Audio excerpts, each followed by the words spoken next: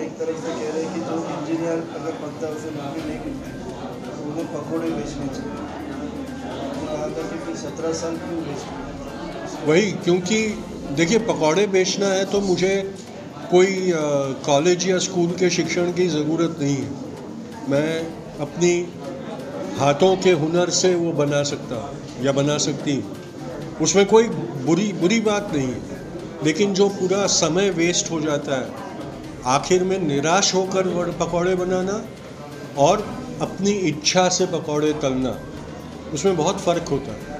और ये फ़र्क हमने समझना बहुत ज़रूरी है कि क्या हमें ये कहा जाता है कि जब निराशा आपके सामने आ जाए, आपके सामने कोई चीज़, सारे दरवाज़े बंद हो जाए, तो अपनी एक खिड़की खोल दो और पकौड़े बेचो। वैसे नहीं होना चाहिए। मैं अगर पकौड़े बेचने जाता हूँ तो मेरे मन में वो आशा होनी चाहिए कि दुनिया के सर्वश्रेष्ठ स्वादिष्ट पकौड़े मेरी ही दुकान से बिकेंगे।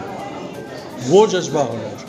नहीं, मैं जो कहना चाहता था, जो पहले लॉकडाउन में हमने पलायन देखा, जो भागे कामगार शहरों को छोड़ के चले गए, वो शहर में आए थे इसलिए क्योंकि उनके गाँव में रोज़गार नहीं थे। घर था लेकिन रोज़गार नहीं था। और जब शहर में विपदा आई और रोज़गार बंद हो गया तो उनको ये एहसास हो गया कि यहाँ हमारे लिए सुरक्षा नहीं है, घर नहीं है, हमारे लिए व्यवस्था नहीं है, तो हमें भागना पड़ेगा। ये 75 साल की हमारी उपलब्धि है कि हमारे ही नागरिकों के सामने ऐसी विडंबना हमने रख दी। और आज जब नॉर्मल होने जा रहा है सब, तो वापस वही विडंबना है कि जहाँ गए सुरक्षा के लिए वहाँ रोज़गार नहीं मिलने वाला। आप देखिए उत्तर प्रदेश में से ही आया, कारपेट बनाने वाले, साड़ी बुनने वाले, मेटल का काम करने वाले, वो सारों के सामने समस्या आके खड़ी है क्योंकि रोज़गार नहीं है उनके पास। तो अब रिवर्स माइग्रेशन वापस होगा।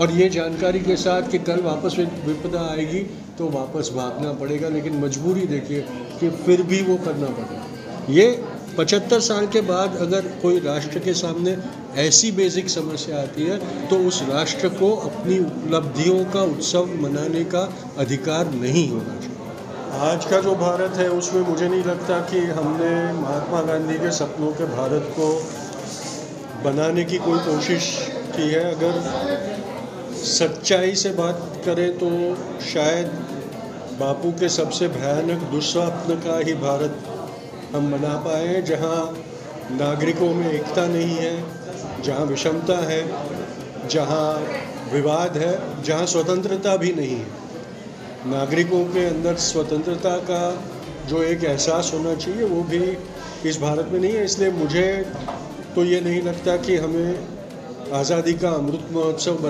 मनाने का कोई भी कारण होना चाहिए। बिल्कुल यही है कि जो मेन मुद्दे हैं, जो आज हमारे सामने जो समस्याएं हैं, जहाँ जो हमारी कॉन्स्टिट्यूशनल फ्रीडम्स हैं, जो आज़ादी हमें हमारे संविधान में से प्राप्त है, वो हमसे छीन ली जा रही है। जो विषमताएं हमारे समाज में दिख रही है वो इतनी ज़्यादा प्रभावशाली और विकराल स्वरूप से दिखती है हमें। और ये सारी चीज़ों से हमारा जो, अगर यूथ की बात करें तो जो बेरोज़गारी की समस्या उनके सामने आती है, जो शिक्षण के स्तर के गिरावट की समस्या उनके सामने बड़ी होके आई है, वो उन सब से हमारा ध्यान हटाने के लिए ऐसे सारे महोत्सव और उत्सव बनाने का एक सिलसिला हो गया है।